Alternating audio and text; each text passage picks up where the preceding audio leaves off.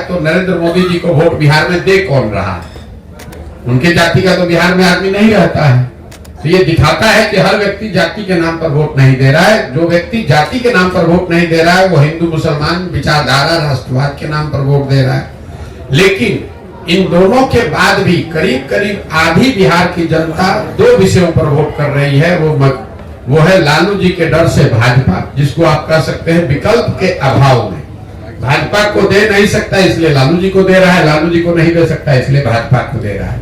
इन चारों चीज को अगर आप जोड़ दें तो आपको बिहार में 2/3 से ज्यादा जो वोट पड़ता है वो इन्हीं 4 वजहों से वोट पड़ रहा है। तो पदयात्रा का पहला उद्देश्य यही है कि गांव-गांव जाकर लोगों को ये बताया जाए कि आप चाहे जीवन भर अपनी समस्याओं के बारे में चर्चा कर ले, जब तक आप इनसे अलग हटकर अपने और अपने बच्चों के भविष्य के लिए वोट नहीं करेंगे तब तक आपका भला होने वाला नहीं है। वोट आपको जिसको करना है कीजिए।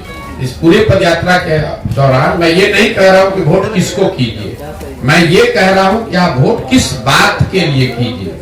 अगर आपको मोदी जी को वोट करना है मोदी को करो, लालू को करना है लालू को करो, लेकिन वोट अपने और अपने बच्चों के लिए करो। ये पदयात्रा का पहला उद्देश्य है, गांव-गांव जाकर बताना। दूसरा उद्देश्य ये है कि लोग जो मजबूरी में वोट कर रहे हैं, विकल्प के अभाव में, जिनको समझ है कि हमको जाति के आधार पर नहीं, धर्म के आधार पर नहीं वोट करना है, लेकिन उसके पास विकल्प नहीं है, तो वो विकल्प के अभाव में वोट न करना पड़े, इसके लिए लोगों को हम ये बता रहे हैं कि आप साथ में आइए और आप मिलकर एक नया दल बनाइए। कई लोगों को ये लगता है मेरे नजरिए से कि पहले नेताओं की दलों की मदद करते थे, अब बिहार में ये क्या नया काम कर रहे हैं। तो मैं आपके जरिए से आपको और आपके दर्शकों को, बिहार की जनता को बताना चाह रहा हूं कि मैं नया काम कुछ नहीं कर रहा हूं।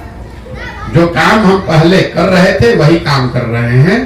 पहले मैं नेताओं को, दलों को सुझाव देता था कि किस तरीके से अपने संगठन को, दल को व्यवस्थित कीजिए, कैसे आप किन मुद्दों को लेकर जनता के बीच में जाइए, कैसे प्रचार प्रसार कीजिए, कैसे चुनाव लड़िए जीतिए।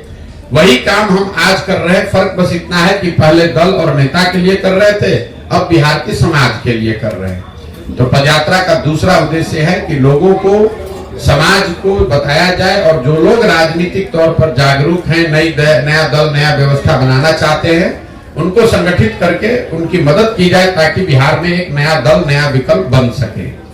और तीसरा पदयात्रा का जो उद्देश्य है कि अगर लोग सही तरीके से वोट कर भी दें, सही लोग चुनकर आ भी जाएं, तो भी बिहार तब तक नहीं सुधरेगा जब तक बिहार को सुधारने का एक नजरिया, एक प्लान, सोचा समझा विजन ना हो। तो इस पदयात्रा के दौरान एक लक्ष्य ये है कि बिहार